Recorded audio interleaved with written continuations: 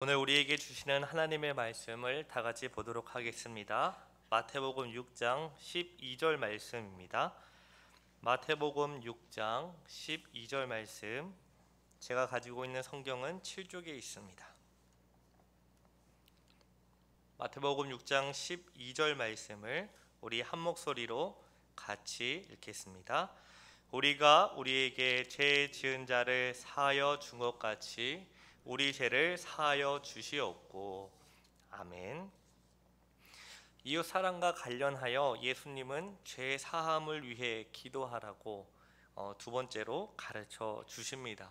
그런데 우리 죄를 용서하여 달라는 기도는 다음과 같은 몇 가지의 사실을 전제합니다. 오늘 말씀은 이 전제들을 조금 살펴보고 본문으로 들어가도록 하겠습니다. 첫 번째로, 우리가 죄 사함을 구하는 것은 우리가 죄인이라는 사실을 전제합니다. 보통 사람들은 자신에게 죄가 없고 죄인도 아니며 크게 죄를 짓지도 않았다고 생각합니다. 감옥에 갈 범죄를 저지르지 않았기 때문에 그렇게 생각을 하죠. 그런데 인류의 역사는 죄를 기준으로 타락 이전과 타락 이후로 구분됩니다. 우리가 알다시피 아담의 원죄가 바로 그 시작이죠. 죄로 인한 타락을 전후로 하나님과 인간의 관계가 완전히 바뀌었습니다. 또한 죄로 인해 사회적인 관계도 바뀌었고요. 자연적인 상태와 그 인간과 자연적인 관계 또한 완전히 뒤바뀌게 되었습니다. 한마디로 죄로 인해 모든 것이 바뀌었죠. 그러나 세상 사람들은 죄를 인정하지 않고 무시합니다. 그 이유는 죄인은 죄를 가리고 싶어하기 때문입니다. 바로 죄인의 본성이 그렇습니다. 그런데 죄를 고려하지 않으면 모든 사고의 핀트가 진실에서 벗어나고 빗나가고 모든 것은 본질에서 벗어나게 됩니다. 마치 자신의 시력에 맞지 않는 안경을 쓰고 왜곡된 세상을 살아가는 것과 같습니다. 하지만 모든 죄는 하나님 앞에 결코 숨길 수 없죠. 하나님 앞에서 모든 죄는 벌거벗은 것처럼 전부 드러납니다. 우주 만물과 사람을 제대로 이해하기 위해서는 우리는 반드시 죄를 고려해야 합니다. 만일 죄를 고려하지 않는다면 문제의 원인을 배제한 채 문제를 해결하는 것과 같기 때문입니다. 그렇다면 죄에 대한 성경의 가르침은 어떠할까요? 로마서 3장 23절을 제가 읽겠습니다. 모든 사람이 죄를 범하였음에 하나님의 영광에 이르지 못하더니. 성경은 모든 사람들이 죄를 범하였고 타락하여 하나님의 영광에 이르지 못한다고 합니다. 온 인류는 죄 아래 있죠. 그렇다면 죄는 무엇일까요? 죄란 하나님을 벗어나는 모든 것들입니다. 거룩하신 하나님을 부정하고 그분의 선하신 뜻을 거스르는 모든 것이 죄입니다. 사람들이 보기에 착하고 선해 보일지라도 하나님을 벗어나면 죄일 뿐입니다. 이처럼 죄의 여부는 사람이 아니라 하나님을 기준으로 결정됩니다. 사람들이 보기에 의미 있고 유익하더라도 하나님 보시기에 그거 아니야 이렇게 하시면 그것이 바로 죄가 되는 것이죠. 그런데 사람들은 죄의 기준을 하나님에게 두지 않고 누구에게 둡니까? 자기 자신에게 둡니다. 그래서 마치 자기가 하나님인 것처럼 판단하고 결정을 합니다. 왜 그럴까요? 그 이유는 태초에 저질러진 아담과 하와의 범죄 때문입니다. 태초에 저질러진 아담과 하와의 죄는 내면적인 것과 외면적인 것으로 구성이 되어 있는데 그들의 내면적인 죄는 바로 교만입니다. 하나님은 아담에게 에덴 동산 중앙에 있는 선과 악을 알게 하는 나무의 열매를 먹지 말라고 명령하셨습니다. 그런데 하와는 뱀과 대화를 나누었고 선악과를 먹으면 하나님과 같아질 것이다 라는 소리에 그만 선악과를 먹고 말았죠. 그리고 자기의 남편인 아담에게도 주어 먹게 하였습니다. 그들은 하나님의 말씀보다 사탄의 말을 더 신뢰하여 하나님이 먹지 말라고, 먹으면 반드시 죽을 것이라고 말씀한 선악과를 먹었습니다. 그들은 하나님과 같아지려는 마음을 품었다는 것이죠. 이것은 내면적인 죄로 바로 교만입니다.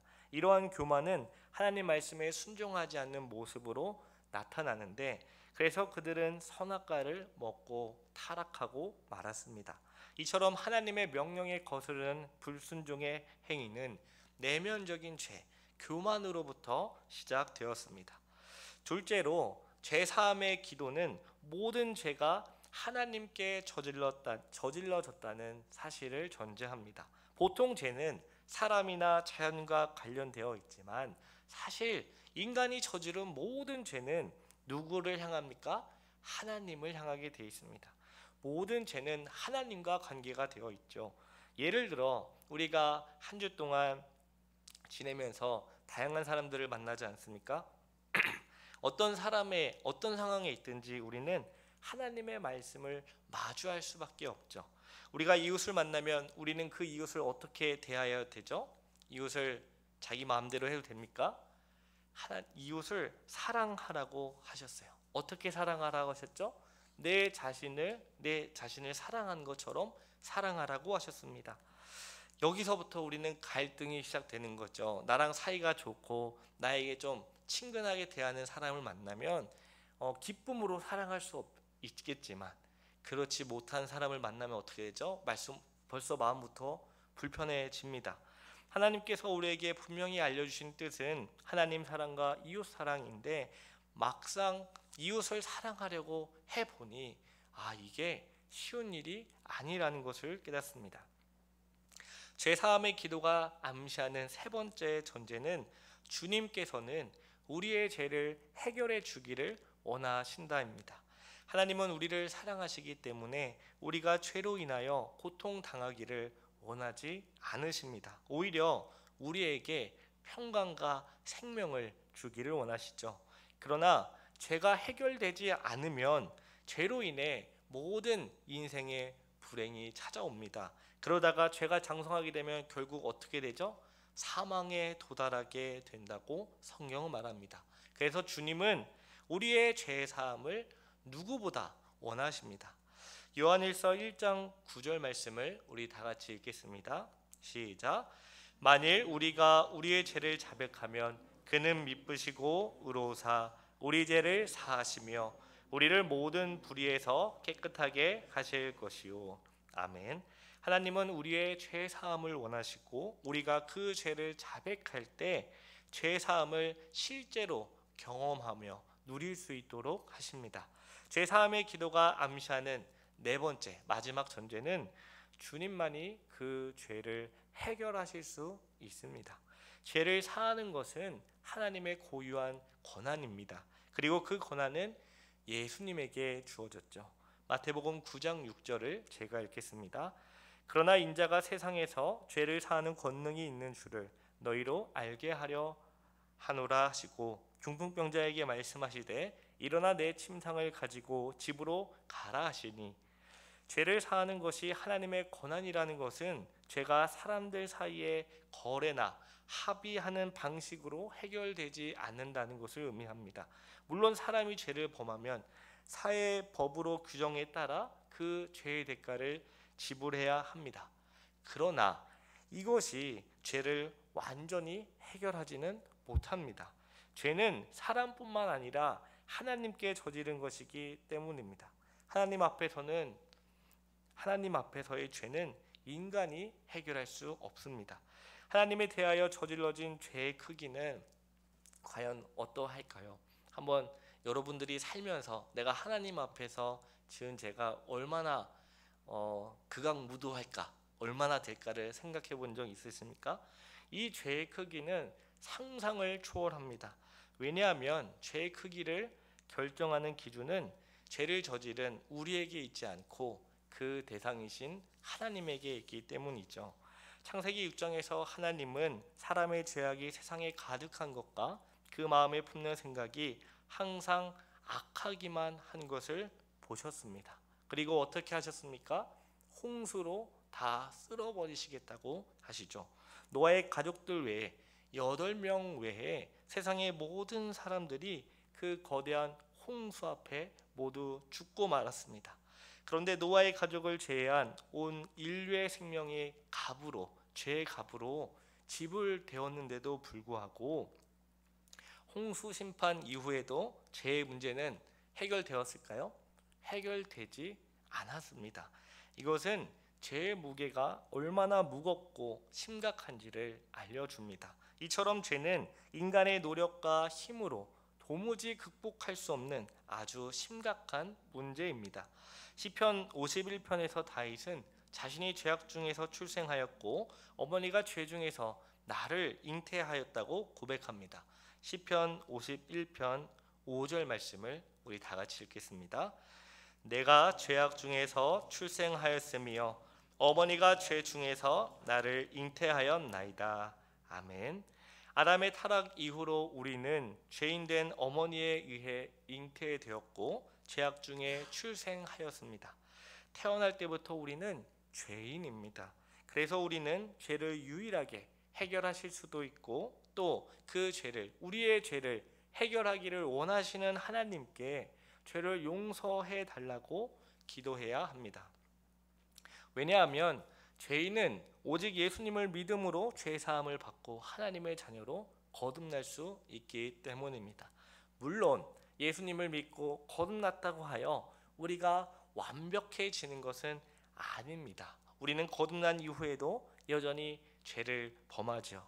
신분으로서는 완전히 의롭게 되었지만 상태적으로는 아직 완성되지 않았기 때문입니다. 그래서 우리는 죽을 때까지 예수님이 가르쳐 주신 대로, 오늘 우리에게 기도하라고 가르쳐 주신 대로 우리의 죄를 용서해 달라고 기도해야 합니다. 그래서 예수님은 우리에게 죄 사함을 위해 기도하라고 가르치십니다. 그런데 주님이 가르쳐 주신 그 기도를 보면 조금 특이하다는 것을 금방 알게 됩니다. 우리 오늘 본문 12절 말씀을 다시 한번 같이 읽겠습니다. 우리가 우리에게 죄 지은 자를 사하여 준 것 같이, 아멘. 우리가 우리에게 죄 지은 자를 사하여 준 것처럼 우리 죄를 사하여 주시옵고, 즉 우리의 죄를 용서해 달라는 방식입니다. 이것은 우리가 어떤 사람의 죄를 용서하면 그 사람을 용서한 공로로 우리가 하나님께 용서받는다는 것이 아닙니다.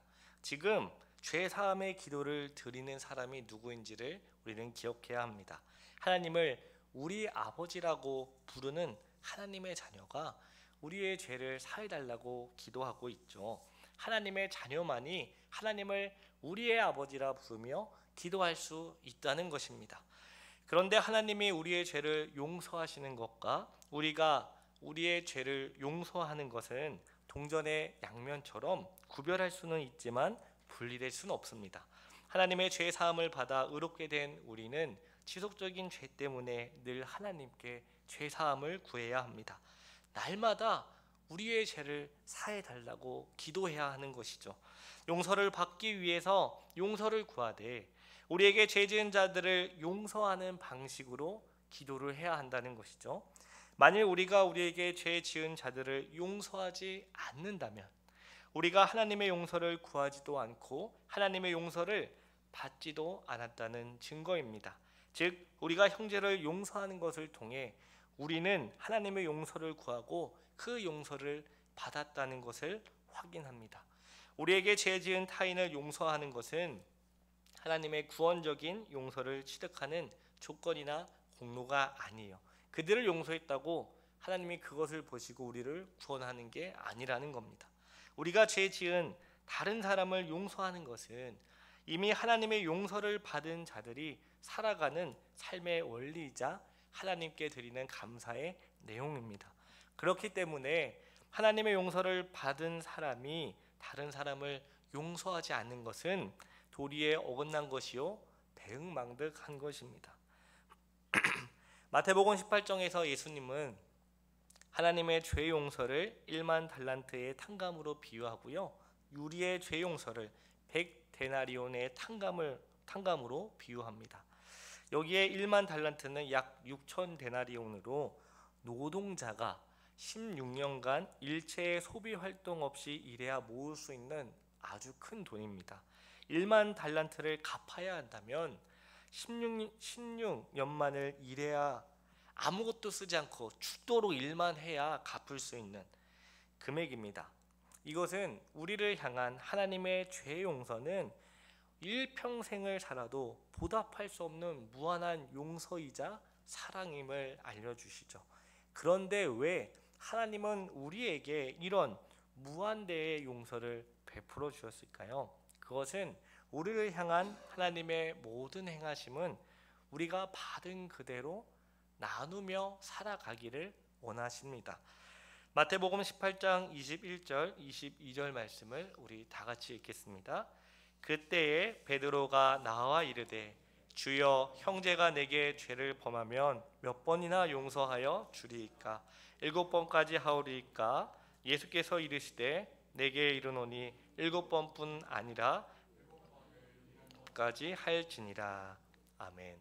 베드로의 질문에 예수님은 7번뿐 아니라 7번을 몇 번까지라고 하시죠?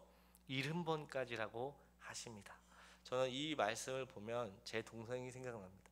제가 예수님을 믿은 지 얼마 안 되고 자꾸 동생이 저를 열받게 했거든요. 그래서 제가 한 200번까지는 제가 세봤는데 이제 결국 이제 주먹이 나가더라고요. 근데 이걸 나중에 이제 공부하면서 내가 착각을 해도 대단히 잘못 착각을 했구나. 하나님의 사랑은 그런 숫자로 손을 셀 수 있는 그런 사랑이 아니라는 것을 이 본문을 읽을 때마다 제가 그 동생 때린 게 생각이 나서 제가 많은 회개를 합니다.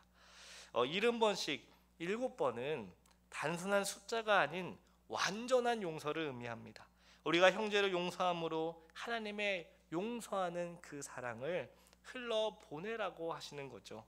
하나님께서는 원수인 우리를 용서하시고 사랑하셨습니다. 하나님의 용서와 사랑을 받은 우리는 이제 우리도 용서하고 사랑할 수 있게 되었죠. 이처럼 용서는 하나님의 용서하는 사랑이 우리를 통하여 다른 사람들에게, 이웃에게 전해지는 수단입니다. 그래서 우리는 용서하는 삶을 살아야 하는 것이죠. 그런데 용서의 목적은 다른 사람을 위한 것이기도 하지만 그 전에 사실 우리를 위한 것이기도 합니다. 용서의 1차적인 수혜자는 다른 사람이 아니라 그 용서한 우리 자신입니다. 용서의 하나님의 용서가 우리에게 먼저 나타나서 그 용서가 우리를 바꾸었기 때문이죠. 그래서 우리가 잘 아시지 않습니까? 다른 사람을 용서할 수 없는, 내가 죽으면 죽었지 용서하나 보자, 이런 사람인데 하나님의 용서가 우리 안에 먼저 나타나셔서 우리를 어떤 사람으로 바꾸죠? 용서하는 사람으로 바꾸십니다. 이게 큰 은혜죠. 하나님의 용서를 받기 전에 우리는 하나님과 이웃을 미워하였습니다. 그것이 우리의 본질입니다. 본성이에요. 그러나 하나님의 용서가 우리에게 나타나자 우리 또한 다른 사람을 용서하게 되었다는 것이죠. 그런가 하면 용서는 자기를 부인하는 최고의 연습이기도 합니다. 용서는 다른 사람이 살도록 내가 죽는 행위이기도 합니다. 치밀어 오르는 분노를 용서를 통해 죽이는 거죠. 미워하고 보복하고 싶은 그 마음도 무엇으로 죽입니까? 용서함으로, 내가 죽음으로 해결하는 거죠. 우리가 용서함으로 자기를 부인할 때 놀라운 것은 다른 사람이 생명을 얻게 된다는 것이죠. 용서는 내가 죽고 그리스도 예수의 십자가의 사랑이 나를 주장하게 하는 자기 부인입니다. 그래서 용서의 수혜자는 자기 자신이죠.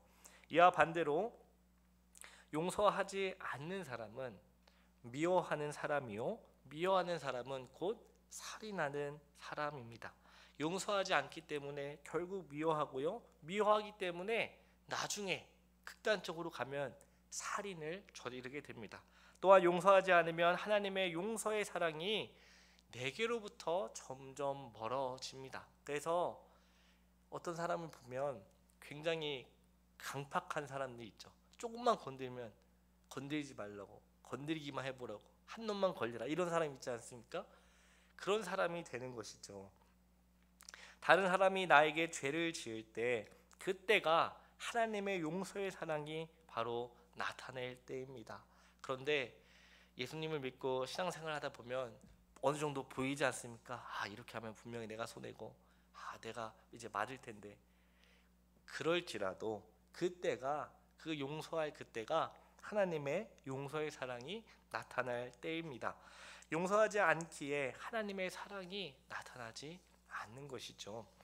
예수님은 이 세상에 있는 자기 백성을 저희 죄에서 구원하시기 위해 오셨다고 마태는 기록합니다. 마태복음 1장 21절을 우리 다 같이 읽겠습니다. 아들을 낳으리니 이름을 예수라 하라. 이는 그가 자기 백성을 그들의 죄에서 구원할 자이심이라 하니라. 아멘. 예수님은 자기 백성을 죄에서 구원하시기 위해 오셨습니다. 즉 자기 백성을 용서하시기 위해 오셨죠. 예수님은 우리를 정죄하고 비판하기 전에 우리를 용서해 주셨습니다. 주님께서는 우리를 용서하시는 그 방식으로 그분의 일을 행하셨습니다. 그러므로 우리가 다른 사람의 죄를 용서하는 것은 예수님께서 이 땅에서 행하신 그 사역의 연장이라고 할 수 있죠. 예수님은 오늘 우리의 용서를 통해 일하신다는 것이죠. 마지막으로 죄 사함의 기도에서 우리가 살펴본 것은 나의 죄가 아니라 우리의 죄를 사하여 주시옵고입니다. 대부분의 사람들은 나만 깨끗하고 나만 정직하고 나만 잘하면 되지라고 생각합니다. 그러나 주님은 우리에게 너의 죄를 사하여 달라고 그렇게 하라고 하지 않고 우리의 죄를 사하여 달라고 기도하라라고 하셨어요. 그러므로 우리는 개인의 죄만이 아니라 우리라는 공동체의 죄를 늘 의식해야 합니다. 공동체의 죄사함, 공동체의 회복을 위해 우리는 늘 기도해야 하는 것이죠. 그러나 아쉽게도 우리는 주변에서 죄를 저지른 다른 사람을 보면 무엇부터 이제 나갑니까? 정죄하거나 비판하거나 아니면 나의 죄를 그 사람한테 책임을 넘기기에 급급합니다. 하지만 예수님은 다른 사람들의 죄악을 보면 정죄와 비판이 아니라 하나님께 다른 사람의 죄를 용서해 달라는 기도를 하라라고 가르치시죠. 예수님은 원수였던 우리를 사랑하셔서 십자가에 달려 돌아가셨습니다. 십자가에 달려 죽는 그 순간에도 주님은 아버지여 저들을 사하여 주옵소서, 자기들이 하는 것을 알지 못함이니이다 라고 하셨습니다. 하나님은 공동체의 회개와 회복을 위하여 죄 용서를 구하는 자를 찾으십니다. 하나님은 이스라엘 백성의 죄 용서를 구할 모세를 찾으셨어요. 모세는 이스라엘 백성들이 하나님 앞에 죄를 지을 때 정죄하고 비판한 것이 아니라 무엇을 기도하죠? 그들의 죄 사함을 위해 대신 기도했습니다. 또한 느헤미야는 이스라엘 백성이 포로로 끌려가고 예루살렘 성전과 성벽이 무너졌을 때 하나님 앞에 엎드려 기도했습니다. 그는 자신의 죄 때문이 아니라 자기 백성 이스라엘 백성의 죄 때문에 하나님께 엎드려 기도했죠. 하나님께서는 다른 사람의 죄를 마치 나의 죄인 것처럼, 내가 그 죄를 저지른 것처럼 가슴에 품고 하나님 앞에 엎드려 회개하는 자를 찾으십니다. 하나님은 교회 공동체의 죄를 나의 죄인 것처럼 여기고 통회하고 자복하는 사람을 찾으시죠. 죄 용서의 기도는 이처럼 우리가 하나님 자녀로 거듭난 이후에도 여전히 죄악을 저지르며 그 모든 것들을 하나님께 아뢰고 용서를 구해야 할 것을 가르쳐 줍니다. 용서를 구하는 방식은 형제가 우리에게 저지른 죄를 먼저 용서하는 방식이죠. 용서는 무엇보다 우리 자신에게 영광이고요, 또 다른 사람에게는 생명입니다. 용서의 주체와 대상은 나 자신만이 아니라 우리라는 공동체이죠. 교회는 죄악을 범하는 사람들을 볼 때 사회적으로 죄악을 저지른 사람이 있지 않습니까? 그것이 나의 죄인 것처럼 가슴에 품고 회개해야 합니다. 교회는 교회를 공격하는 원수일지라도 우리 교회를 극심하게 괴롭히는 그 원수들의 죄악에 대해서도 자신의 죄인 것처럼 여기고 회개해야 합니다. 예수님께서 원수인 우리를 가슴으로 품어 용서하시고 사랑하신 것처럼 그들을 위해 기도하고 용서하며 사랑해야 합니다. 우리 응급가족 여러분, 우리가 용서해야 할 대상은 사실 그렇게 멀리 있지 않은 것 같아요. 그래서 제가 예전에 저희 아내한테 그런 말을 한 적 있거든요. 우리 하루에 한 번씩만 서로 용서하자고. 더도 말고 뭐 사랑한다까지는 안 바라니까 용서하자. 사실 제가 잘못한 게 많아서 그래요. 그래서 용서하자고 했어요. 근데 우리가 그러니까 용서해야 될 대상은 우리 주변 가까이 있습니다. 사랑하는 가족들, 또 형제, 동생들, 심지어 우리 응급교회 공동체 안에 오랫동안 신앙생활 함께하고 함께 동거동락했던 그 사람들이 단순한 몇 가지 일들로 인해 마음이 상하고 또 돌아서게 되는 일들이 있을 수 있죠. 그런데 그들을 보고 서로 용서해야 합니다. 왜 그렇죠? 하나님께서 원수인 우리를 용서하시고 사랑하셨기 때문입니다. 그리고 우리를 교회 공동체로 불러주셨기 때문이죠. 그래서 우리 모두가 하나님의 용서를 받은 자로서, 하나님의 사랑을 받은 자로서 마땅히 서로 용서하고 사랑하고 섬기는 저와 여러분 되기를 간절히 기도합니다. 오늘 우리에게 주신 말씀을 기억하면서 오직 하나님만이 우리의 죄를 사해 주실 수 있는 분임을 믿으며 원수인 나를 용서하시고 사랑하신 하나님의 은혜에 감사하여 우리 또한 우리에게 죄 지은 사람을 용서하게 하옵소서. 뿐만 아니라 나 개인의 죄뿐만이 아니라 우리 교회 공동체, 눈에 보이거나 보이지 않거나 드러났거나 드러나지 않는 그 모든 죄까지 마치 우리의 죄인 것처럼, 나의 죄인 것처럼 통회하고 자복하는 우리 모두 되게 해달라고 다 같이 주신 말씀 기억하면서 기도하겠습니다. 사랑과 은혜가 많으신 하나님 아버지, 감사합니다. 하나님, 우린 태어날 때부터 죄인이요 하나님 없고 소망 없는 자유였음에도 원수인 우리를 용서해 주시고 사랑해 주시니 참으로 감사합니다. 아버지, 하나님께서 원수인 우리를 용서해 주시고 사랑해 주신 것처럼 우리도 서로 용서하고 사랑하게 하옵소서. 아버지, 나 개인의 죄뿐만 아니라 우리 교회 공동체의 죄를 회개합니다. 우리가 그동안 서로 무관심하고 사랑하지 않고 또 섬기지 않았던 것들, 서로 힘들고 어려운 일들이 있어도 외면했던 모든 것들, 아버지, 우리가 알게 모르게 지은 모든 죄 아버지 회개합니다. 용서하여 주시옵소서. 주님, 우리를 불쌍히 여겨 주시옵소서. 우리가 하나님의 용서를 받고 하나님의 사랑을 받은 것처럼 서로 누가 먼저라 할 것 없이 서로 용서하고 사랑하는 우리 모두가 되게 하옵소서. 아버지, 주님의 은혜와 주님의 긍휼하심을 간절히 구합니다. 우리가 서로 용서함으로, 서로 사랑함으로 서로 세워주고 서로 섬겨가는 우리 교회 되게 하옵소서. 감사드리오며 이 모든 말씀 예수님의 이름으로 기도합니다. 아멘. 우리 다 같이 찬송가 276장 아버지여 이 죄인